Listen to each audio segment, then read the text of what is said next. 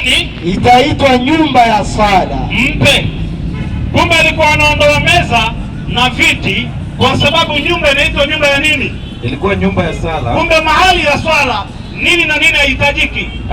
Hata tuendelee kusoma sikie. Acha tuendelee hapo. Endelea, sina shida. Kumbe nyumba yoyote ya sala huwezi kukuta meza na viti. Ukikuta tu meza na viti, ujue hiyo sio nyumba ya sala. Nyumba yangu itaitwa nyumba ya sala. Endelea. Bali nyinyi mmeifanya kuwa pango la wanyang'anyi. Kumbe pango la wanyang'anyi, ishara moja ni ndani kupatikana meza na viti na kuuza. Kumbe kanisani, ngoja subiri. Kanisani na msikitini wapi panapatikana meza na viti? Ndio tangu tuanze unanihoji. Na kuhoji kwa sababu ili ukubali. Unanipatia hata niweke tu hata statement moja. Statement sina shida. Sina shida na statement. Kumbe nyumba ya wanyang'anyi ndani kuna nini na nini? Nijasema nyumba ya wanyang'anyi. Wewe ndio unaweka hiki kitu out of context. Mpe aliposema ni nyumba ya sala akawaambiaje? Walipatikana wanauza nini na nini? Walikuwa wanauza, waligeuza temple wakawa wanauza na viwete pia walikuwa. Hata ukiendelea kusoma. Wako sina shida. Ndio. Ndani ya nyumba gani? Kwa hekalu, kwa nyumba ya ibada. Wakaweka meza na viti ya kuuzia, si ni kweli? Wakaifanya ikawa soko. Ngoja nimalize. Wakaweka meza na viti kwa ajili ya kuuzia vitu yao. Ndio. Yesu alipokuja akazitoa. Ndio. Akawaambia nazitoa kwa sababu nyumba yangu inaitwa nyumba ya sala. Lakini nyinyi mmefanya ni nyumba ya wanyang'anyi, sawa? Ndio. Kwa hivyo mahali ukitaka kuenda kuwaona wanyang'anyi, utaona nini na nini? Sasa hiyo ni wewe unaongezea. Hajasema mahali. Sasa kati ya msikitini na kanisani, wapi pana meza na viti? Bali kuna meza na viti. Kati ya msikiti na kanisa. Okay. Kanisani kuna meza moja. Hizo meza mingi unasema ni zako. Meza ni moja, viti ndio mingi. Labda ile kibanda ile. Lakini kanisa zote hizi wanawekanga meza na viti. Acha nikuulize swali. Swali yangu ni hapa, umesema kuwa sinagogi ni msikiti kwa Kiswahili, si ndio? Wewe unajua ni nini? Mimi najua sinagogi ni sinagogi. Sio nini? Sio nini? Sio msikiti. Okay. Haya, mpe huyo. Biblia inasemaje? Tafuta neno sinagogi. Sio mimi. Mpe kwanza.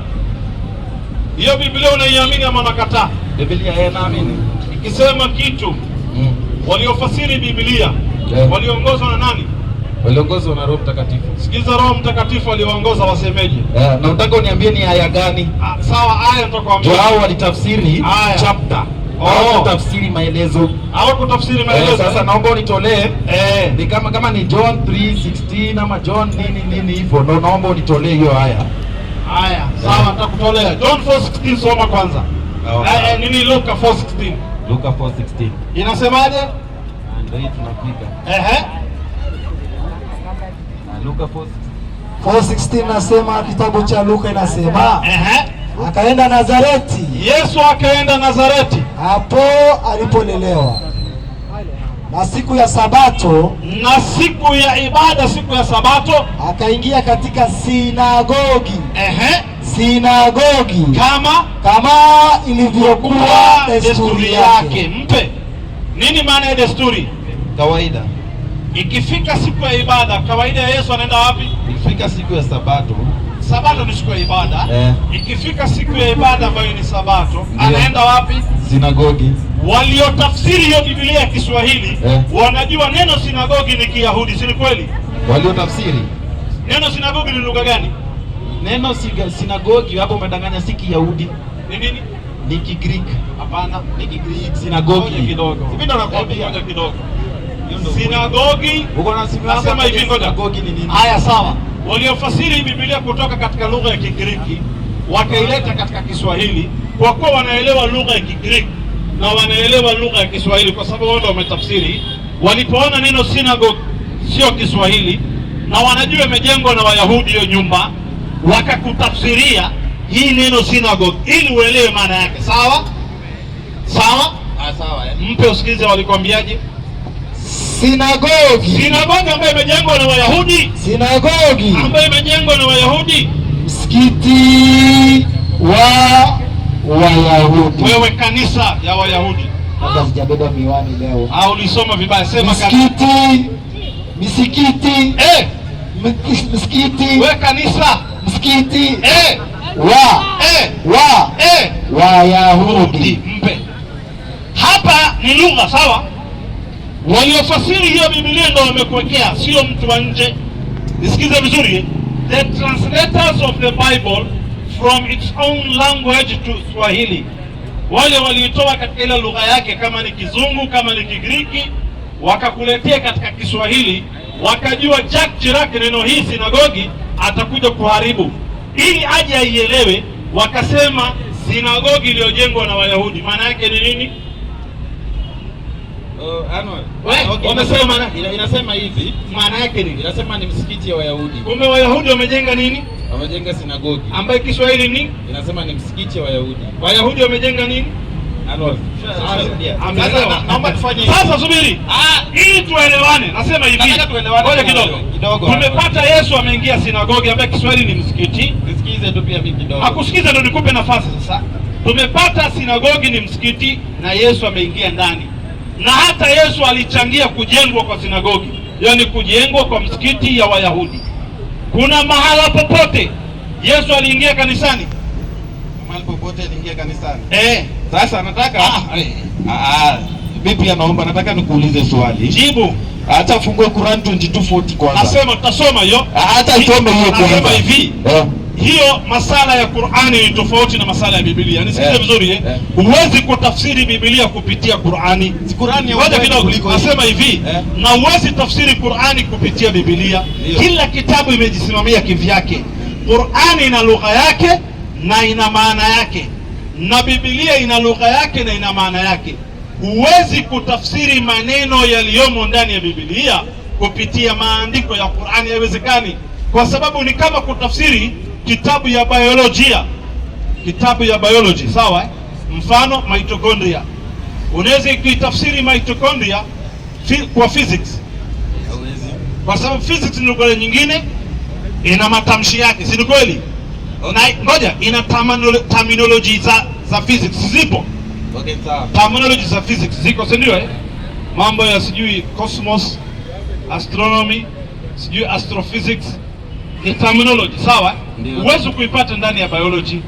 Because biology ina deal na mambo ya cells, sawa Mambo ya anatomy, embryology, umenipata vizuri, physiology, umenipata vizuri Hazihusiani. Ziko totally different. Although ziko katika field ya science, but ni different science. Ni kweli? Although hizi vitabu tunadai zimetoka kwa Mwenyezi Mungu, Qur'ani ina terminology zake totally different na za Biblia. Na Biblia ina terminology zake totally different na Qur'ani. Kwa hivyo usimix, ukaenda ukachanganya, utachanganyikiwa. Alipatia dakika pia mimi sasa. Ongea. Umeongea sana. Sasa nataka nikuulize swali na nataka ukuwe mkweli. Sasa umesema nikupe dakika. Sawa. Sasa unaniuliza kwa nini? Nakuuliza swali. Haya, tuweze kujibu. Umenioje? Haya, umesoma hapo ukasema, na nimeona umekubaliana na umesema sinagogi ni msikiti wa Wayahudi. Sio mimi, ni Biblia imesema. Wewe unakubali? Mimi nakubali, shida iko wapi? Unakubali kabisa. Kwa sababu ya Biblia imesema, sijakataa. Haya, sawa. Wewe unakubali? Mimi? Mimi nakataa. Unakataa kitabu gani? Sikatai Biblia.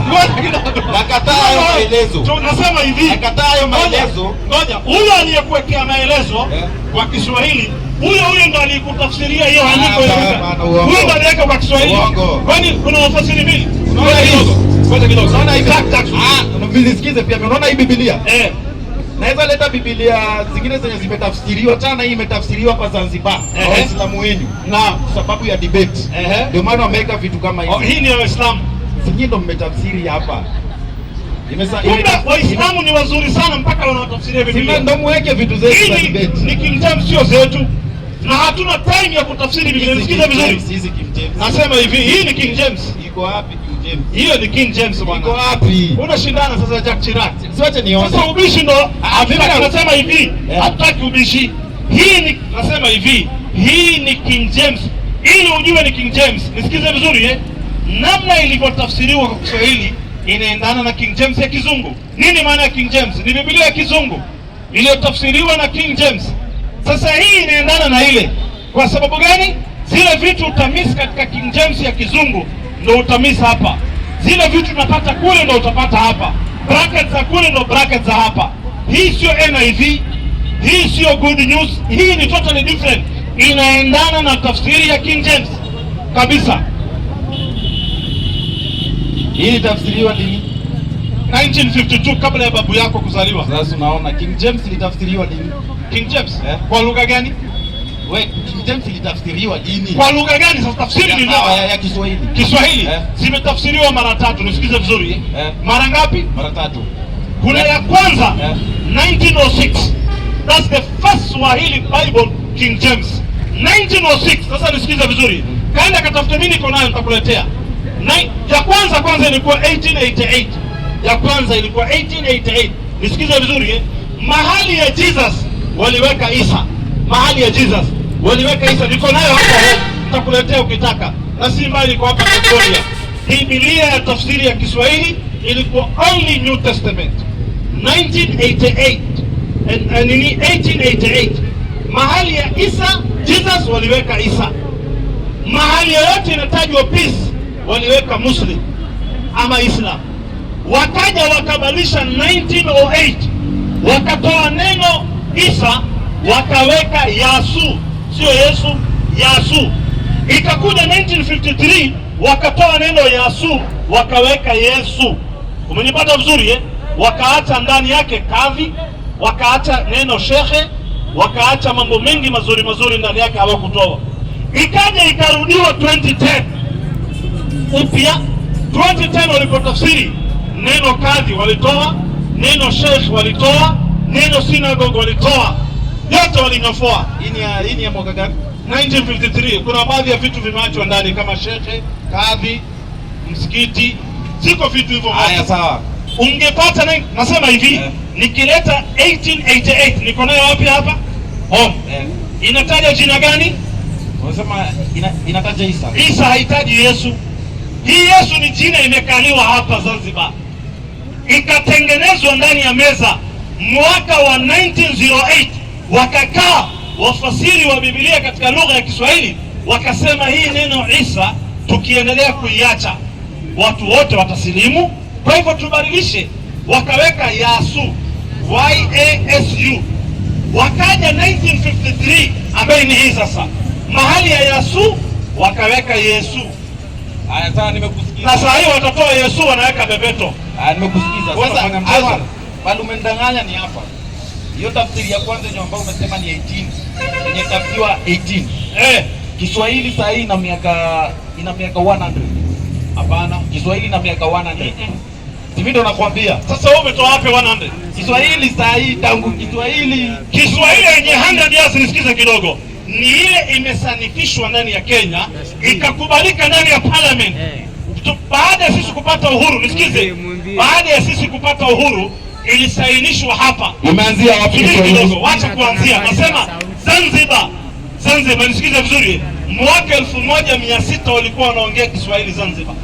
They were speaking Swahili language. Swahili language is much older than even some words za Kizungu. Nasema hivi, ni one of the oldest language in East and Central Africa, na ni older than even some languages za Bantu. Mimi nakwambia ukweli, Kiswahili, nisikiza kidogo. Kiswahili namna ilivyoanza, ndio nataka nikufundishe. Walipokuja wale Waarabu wa kwanza huko Afrika, Waarabu wa kwanza walikuja kama businessmen. Walikuja mwaka gani? Ajui. Walikuja 18. Sio 18. Walikuja 18 wa kwanza. Walikuja less, ilikuwa ni 530, 540. Muhammad hajazaliwa. Nasema hivi, nisikize. Muhammad hajazaliwa. Wengine walikuja 800, wengine 700 BC. Soma mwenyewe. Okay, inasema hivi. Swahili language is generally estimated to roughly 1000. Unaona? It is not sure. Generally. Nasema nakuwa sure. Ngoja kidogo. Hawako sure. Ngoja kidogo. Okay. 1000. Subiri kidogo. 1500 hawako sure. Ngoja kidogo. Chirag, nisikize mimi. Nisikize mimi. Wacha weka kando kwanza hiyo. Kuna Waarabu walipatikana wakati wa Mtume Muhammad sallallahu alaihi wasallam. Walitoka hapa East Africa. Walifika kwa Mtume na wanaongea Kiswahili. Wewe unafanya mchezo? Kiswahili is much older than any other language. So, nasubiri, ni Kiswahili peke yake ina maneno ya lugha za Bantu zote. All Bantu languages, changanya zote.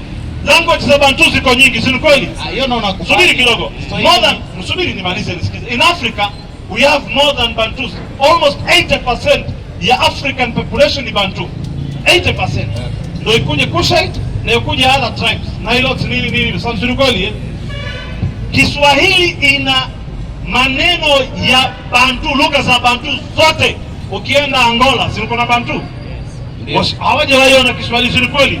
Kuna maneno wanaongea ya Kibantu iko ndani ya Kiswahili.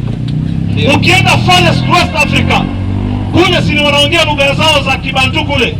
Kuna maneno ya ambayo ndio iko ndani ya Kiswahili. Kwa hivyo Kiswahili inasemetiwa ni lugha ambayo imetokana na Bantu kuoana na Waarabu. Waarabu waliingia lini? Waliingia kabla ya mtume hata kuzaliwa huko Afrika. Walikuwa wanatoa baadhi ya vitu hapo walipeleka Arabuni. Mfano Oman, yule sultan aliyekufa alikuwa anaitwa nani? Yule sultan aliyekufa juzi anaitwa nani yule sultan? Sema walikuwa wanauza watu. Ngoja, huyu sultan wa Oman alikufa tu huyu ambaye sasa ameingia yule kabla yake. Yule anasema babu yake wanne. Wa kwanza, wa pili, wa tatu, wangapi? Wanne. Wacha nisomee Qur'an. Sikize kwanza, wewe nikupe lugha, nisikize kwanza. Huyu sultan ambaye ni kama ndio king wa Oman anasema babu yake wanne alizaliwa Zanzibar. Maana yake babu yake wanne, watatu, wa pili mpaka yeye amezaliwa Zanzibar. Mtu ambaye ana miaka saa hii amekufa akiwa takriban miaka 80 sijui 100. Babu yake wanne imepita karibu miaka 200 300. Na amezaliwa wapi? Zanzibar. Anasema trace ya huyo babu yangu kuwepo Oman hatujui, lakini familia zao zote mababu na mababu centuries ya karibu 5 zimepita, anasema walizaliwa Zanzibar. Ndani ya Zanzibar unaweza pata mtu babu yake ya 18 amezikwa hapo na imeandikwa babu yake mwingine alitoka Oman. Kwa hivyo wa Oman kuingia ndani ya Zanzibar ni kitambo sana. Kwa hivyo usibishane. Kiswahili hii ya Kenya haijafika miaka 100 hii ya Kenya. Kenya kufanywa official language ya Kiswahili haijafika miaka 100. Ni 1920. Nasema miaka 100 haijafika. Iwe 20 iwe ngapi? Official ilikuwa recognized Kiswahili, nasema hapa. Ilikuwa recognized mwaka wa 1971. Wewe nisikize vizuri First parliament ya Kenya ilikuwa hawaongei Kiswahili. They were speaking English. Hapa coast nasema hivi, siongelei coast kuongea Kiswahili, naongelea language ya Kiswahili. Mfano, Kenya tuko na official language na tuko na national language. Si kweli? Nisiongelee mambo ya sikize kidogo, nisikize. Naongelea government. Acha turudi kwa mada. Hebu nisikize. Naongelea government, national language na official language. Ni mwaka gani ilipitishwa parliament English iwe official? Lini? Okay, hiyo haijapitishwa miaka hata 50. Ilipitishwa 1961. Kenyatta anachukua president, wakakaa ndani ya parliament wakapitisha English kuwa official language. Nisikize vizuri. Still Kiswahili ilikuwa watu wanaongea coast, but haikuwa national language. Baadaye ndio iliongezwa katika constitution ikuwa national language baadaye after English. Lakini English na Kiswahili ilitangulia Afrika. Unashindana. Hebu turudi katika masala ya dini. Okay, nipeleke historia. Nasema hapa, hapo nimekubali. Nasema hivi Jack Chirac, historia ya nchi ya Kenya hutushindi, historia ya nchi ya Afrika hutushindi, historia ya dini hutushindi, Qur'ani hutushindi, Biblia hutushindi. Waislamu tumesoma kila kitu. Ni vile history mingi umenifundisha, hata nimesikia leo sijaisoma. Umeambiwa Kiswahili ni more than 1500 years old. Haiko. Sivyo? Inasema 1000 to 1500. Ni kitu hawako sure. Nasema hivi, iwe hawako sure, iwe wako sure, is already mentioned. Wao ukisema less than that, nisikize vizuri ukisema less than that, unafaa ulete assurity. Hii ya Kenya ametoa ni bias. Hii yake ametoa kwa bias. Tuko na msikiti, nisikize. Ametoa kwa bias. Nasema hivi, tuko na msikiti, nisikize vizuri inaitwa Qiblatain, iko Mombasa, karibu na Fort Jesus. Msikiti unaitwa Qiblatain. Na kibla ngapi? 2. Kibla ya kwanza inaenda Jerusalem, kibla ya pili inaenda Makkah. Na hizo Qiblatain, hiyo msikiti wanasema ilijengwa kabla ya Maportugizi kuingia. na Maportugizi waliingia 80s, ni kweli? Uongo. 1000 kwanza waliingia 1000 huko. 1000 tuseme 1000. Yeah. Wale waliojenga hiyo msikiti imewekwa mpaka mwaka uliwekwa foundation yake. Imejengwa juzi. Hiyo msikiti ni ya zamani. Nasema for Jesus. Naongelea for Jesus. Ndani ya for Jesus kuna msikiti ndani yenyewe. Ndani ya hiyo for Jesus unaiona hiyo for Jesus. Ndani yake kuna msikiti ambao uko karibu na makaburi ya wale Maportugizi. Mlipata vizuri eh? Wameandika pale huo msikiti ni older than almost 1000 na mlipata vizuri eh?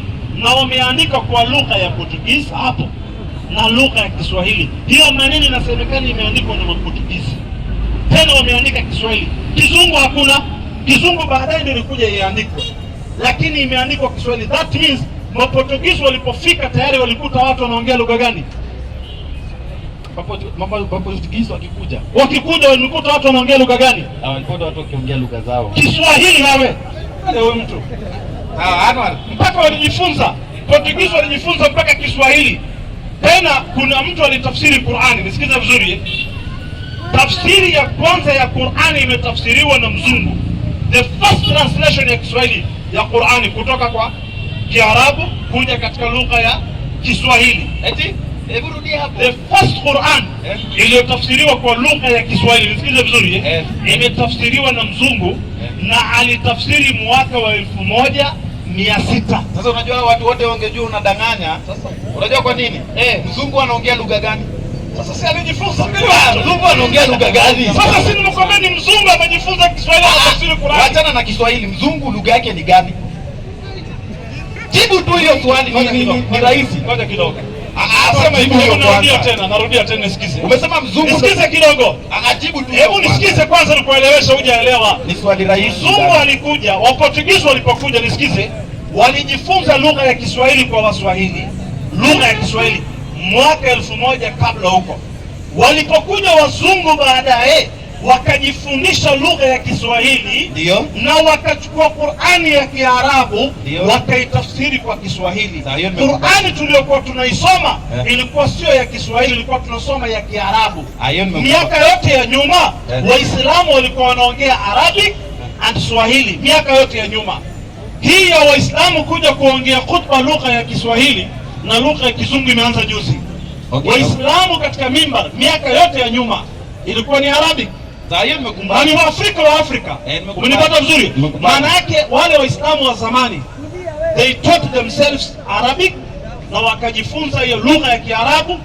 Na wacha nyingine nikufundishe. Bayo swali nauliza utaijibu. Subiri, kuna nyingine nikufundishe. Anwar, hapana, kabla utaenda hapo, umerusha, kuna kitu umerusha. Umesema wazungu ndio watu wa kwanza kutafsiri Quran kwa Kiswahili. Nimekubali 100%. Na kuuliza wazungu wanaongea lugha gani? Mwenye ametafsiri unaongelea ama wale wako uzunguni? Sasa anaongea lugha gani? Mzungu gani sasa? Wazungu mpaka Wataliani ni wazungu. Unaongea mzungu gani? Ukisema mzungu ni wale wanaishi Europe, wote wanaitwa wazungu. Haya, mzungu gani wewe ulikuwa unasema? Sasa unachukua note sasa. Kwa mkweli, unajua swali nataka kuuliza utajibu. Sasa nasema hivi, itakwaje mzungu ambaye anaongea Kiingereza ndio amekuja akatafsiri Quran kwa Kiswahili? Ngoja tu kwanza akatafsiri, alafu umesema Kiswahili ilikuja mbele ya mzungu na mzungu ndo ametafsiri Quran. Ngoja kidogo. Anwar, naomba tutoke hapo, hiyo history hiyo tuache hiyo maneno. Wale wazungu waliokuwa coast, some huko kwa shule huko. Wale wakoloni waliokuja coast, wakoloni unajua wakoloni? Najua. Waliokuwa coast walikuwa wanaongea Kiswahili mpaka Mekatalili anaongea Kiswahili, anaongea na wazungu wa Kiswahili. Hao wazungu waliokuwa coast wamekuja kucolonize Africa, walijifundisha local languages. Kuna wazungu walikuwa wanaongea mpaka Kimasai, wale walikuwa wameenda kwa Wamasai. Wazungu waliokuwa kwa Wakikuyu walikuwa wanaongea mpaka Kikuyu. Haimaanishi huyo mzungu ni Mkikuyu, na haimaanishi kwamba lugha ya Kikuyu ilikuja baada ya wazungu. Hii ni lugha unajifundisha. Kuna wazungu walikuja, walipoona Waislamu wanaongea Kiarabu na Qur'ani ni Kiarabu, akachukua akatafsiri. Nisikize vizuri kwa Kiswahili. Lakini kosa alifanya ni ngapi? Moja. Kosa ngapi? Moja. Wakati anaweka ufafanuzi, anaweka vitu vyake ambavyo sio kweli. Kisha wa pili ni Ahmadiyya. Wakachukua hii ya Kizungu hii, hii Kiswahili ambayo imefasiriwa na mzungu, wakairadhi, wakatafsiri Kiswahili juu ya tafsiri yake, wakaikosoa hiyo tafsiri, maelezo yake. Kisha ya tatu ni Saleh Al-Farsi, hakukosoa mzungu, alikosoa huyu Ahmadiyya. Kwa hivyo hiyo ndio genesis ya Kiswahili ya Qur'ani. Qur'ani kwa lugha ya Kiswahili. To make the long story short, Waislamu wengi hawakuona in need ya kutafsiri kwa Kiswahili. They didn't ever see. Hata sisi Qur'ani kwa Somali imetafsiriwa kwa Kisomali juzi. They never saw the need of translating Qur'ani to Somali. Kwa sababu gani? They learn it in Arabic, na at the same time wanajua kwa lugha yao, na hakuna Msomali Mkristo wa kwenda kumfikishia Qur'ani, wote ni Waislamu. So hawakuona ile need ya kufanya Qur'ani kwa Kiswahili, kwa Kisomali. Ilikuja ilifasiriwa na wa kwanza ambaye ni Umar Faruq, nafikiri wacha tufungue Quran 22:40 ndio tukimaliziaga hiyo mada yetu. Nipatie nafasi. Waislamu nione kwa ishara mkono. Waislamu Wakristo, hebu kakaangu njoo, Mungu akubariki. Njoo kakaangu, kijana mzuri kabisa, Mungu akubariki. Haya, wewe toka mpisha huyu. Ama unataka kusilimu? Sijakuelewa. Haya. Kakaangu, hebu njoo na mimi. Mungu akubariki. Njoo ni sura. Hebu leteni kiti nyingine. Kiti. Kursi kalakena. Hapa tumeingia Kiswahili mingi. Mpaka tumeenda mambo shida ya historia hajui.